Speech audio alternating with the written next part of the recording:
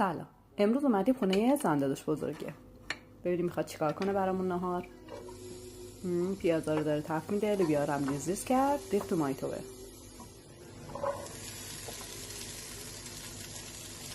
چه لوبیاهای خوش رنگی.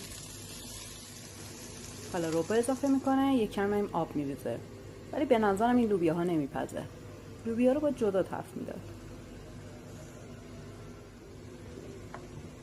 حالا مواد با هم دیگه ترکیب میکنه، ادویه ها رو هم میزنه، یه مقدار زردچوبه و نمک. از اونورم برنج رو شروع میکنه با آبکش کردن. سیب زمینی ها رو ریز میکنه برای ته قابلمه. چه کره‌ای هم میزنه.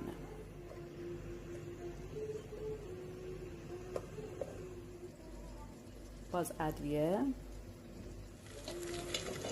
سنگک و سیب زمینی. چه سلیقه‌ای.